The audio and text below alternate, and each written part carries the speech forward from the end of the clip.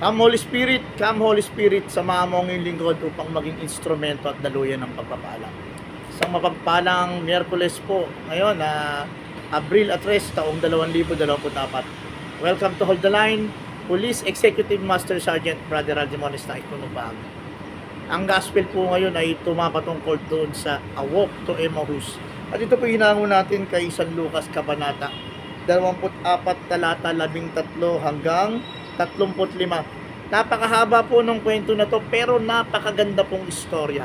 Ito po yung kwento ng isang Jesus na sumama sa lakad ng dalawang tao. Nang araw ding iyon, may dalawang alagad na naglalakad papuntang Emmaus. Isang nayong may 11 kilometro ang layo mula sa Jerusalem. Ito yung istorya, kung tawagin natin, A Walk to Emmaus. Pero mas magandang titlean to na Ako, si Cleopas at si Jesus. Sa istorya, kapatid, makita natin doon na may dalawang tao na naglalakad. Galing ng Jerusalem, papunta ng Emmaus. Bakit po kaya sila naglalakad? Ito pong dalawa na to ay nakakaranas ng kalungkutan. Baka hindi lamang kalungkutan. Baka nasa status sila ng depresyon, kawalan ng pag-asa. O baka gusto nang umayaw nito sa buhay. Bakit po? Kasi yung pinaniniwalaan nilang Jesus na Diyos ay namatay. Ay, lungkot nga naman. Pero ang ganda nito, hindi doon nagtapos. Kaya nga ang araw to ay isa sa mga pagugunitan natin at sinasabi natin, buhay si Jesus. Jesus is risen. Nagbuhay si Jesus mula sa kamatayan. Kaya nung habang naglalakad itong dalawa na to, si Cleopas at yung isang tao na walang pangalan, sumabay sila kay Jesus. Sinabayan sila ni Jesus. At nagtanong itong si Jesus, sabi niya, ano bang pinag-uusapan nyo? Sabi nito ni Cleopas at yung isang taong walang pangalan, sabi niya, ikaw lang ba ang hindi nakakaalam na ang aming leader na si Jesus namatay at papunta nga kami ng Jerusalem. Pero sa kanilang paglalakad, sa kanilang pagkikwentuhan, sa pakikipag-usap nila sa ating Panginoon, meron unti-unting pagbabago na naramdaman sila. Yung dating lungkot, yung dating kawalan ng pag-asa, ay napalitan ng pag-asa at napalitan ng kasiyahan. Balikan natin ang sitwasyon ni Cleopas at ang kanyang kasama. Hindi po ba't pag tayo nasa status ng kalungkutan, hindi ba't pag tayo nasa status ng kawalan ng pag-asa, hindi ba't kung tayo nasa status ng problema at depresyon, hindi rin natin nakikilala yung ating mga kasabay. Hindi na natin nakikita ang kaganda ng kapaligiran. Hindi na natin naiintindihan kung ano nangyari sa ating buhay. Ito yung status ni Cleopas at ng kanyang kasama nung hindi pa nila nakakasama si Jesus. Pero tulad nga ng istorya doon sa gospel, sa pakikipag-interfere, sa pakikipag-engage nila sa ating Panginoon, may binago sa kanila. Sa pakikipag-usap nila sa ating Panginoon, magbibigay muli ng panibagong pag-asa at panibagong buhay. Kaya nga nung bandang dulo doon sa istorya, sabi nito ni Cleopas at sa kanyang kasama na walang pangalan, hindi nila matiis, huwag ka na munang umalis, dito ka na kumain, dito ka na sumabay sa amin at dito ka na magpalipas ng gabi. At tunay nga, na ipinakita ng Jesus na ito, na siya yung Diyos na namatay, naghirap, pero muling nabuhay.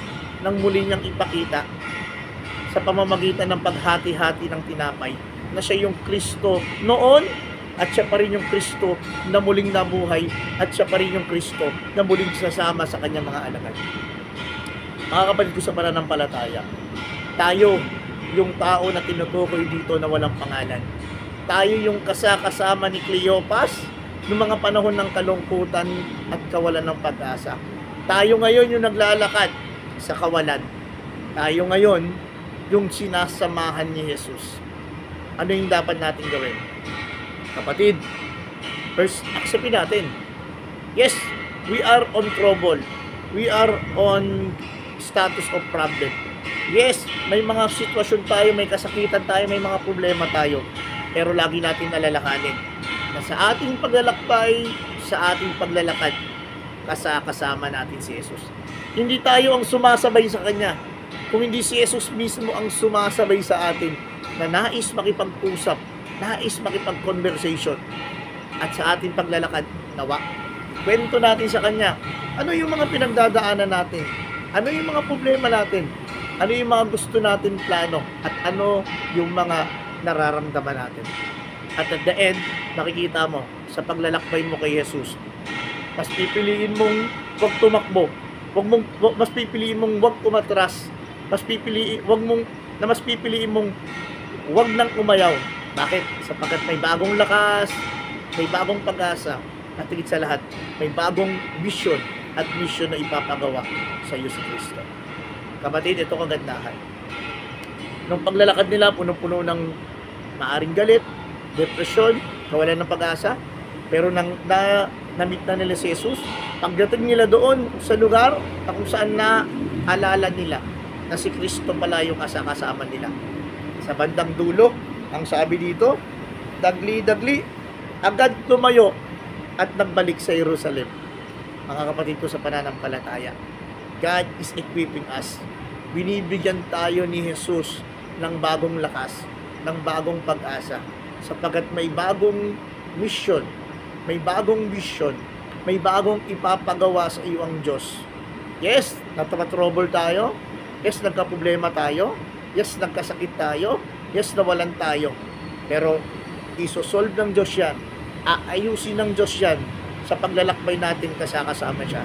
Upang nang sa ganon, muli tayo makabalik sa laban. Muli tayo makabalik sa battlefield. At sa pagbabalik natin sa battlefield, isang bagong nilalang na tayo. Isang bagong brother Aldi.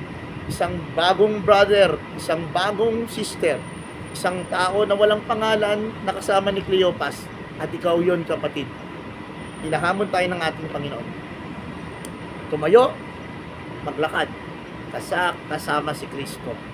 Upang nang sa ganon, ipagsigawan sa apat na sulok ng mundo na yung Diyos na pinapaniwalaan natin ay tunay ngang naghirap, tunay ngang namatay, pero tunay ngang nabuhay sa ikatlong araw. Mahal ka ng Diyos, gusto ng Diyos na patuloy kang gamitin, gusto ng Diyos na maranas mo ang pag-ibig, pag-asa at pananampalataya na nagmumula sa Kanya. Si Jesus, si Cleopas, at ako. Si Jesus, si Cleopas, at ikaw. Tayo ang tinutukoy na walang pangalan sa kwento doon sa walk to Emmaus. Let us pray, kapatid. In the Father, Son, the Holy Spirit. Amen. Lord, tunay nga na naglalakbay kami sa aming buhay. Paglalakbay na punong-puno ng problema, masakit, paghihirap. Pero Lord, nung makilala ka namin, ma-encounter ka namin, at malaman namin na kasama ka pala namin sa aming paglalakbay. Panibagong lakas, dagdag na talino, kalakasan, katatagan, at higit sa lahat, kasiyahan sa aming gagawin. Lord, patuloy mo kaming samahan sa aming paglalakad. At alam namin, Panginoon, na yung paglalakad namin na ito, may pupuntahan na kami. At napupuntahan namin dito ay hindi ordinaryong lugar, kundi isang lugar na kasama ka namin. Doon sa isang lugar na magpupuri, sasamba at dakila kami. Ay pagsisigawa ka namin, ikaw yung Diyos na namatay, naghirap, pero muling nabuhay sa ikatlong araw. Sinusuko na po namin ang lahat-lahat ng aming alalahanin sa matamis na pangalan ni Jesus ang Panginoon. Amen and amen. Father, Son, the Holy Spirit. Amen. Okay, shoutout lang pala sa mga kaparian natin dyan sa Our Lady of Guadalupe Shrine, sa aming Gura Paroko, Father Caloy Reyes, Father Frido, Father Max, Father Cesar, at 10 po ng mga kasamahan natin dyan na tumutulong para mag-serve dyan po sa National Shrine of Our Lady of Guadalupe. Sa mga Marusyar, shoutout po sa inyo. Siyempre, shoutout lang natin si Kuya Jack. Yan, shoutout kay Kuya Jack. Naglalakad po siya ngayon ng kanyang papeles for schooling for Bisok. God bless sa mga mag-schooling, sa mga kayo ng Diyos sa buhay. Keep safe. Love you all. Bye-bye.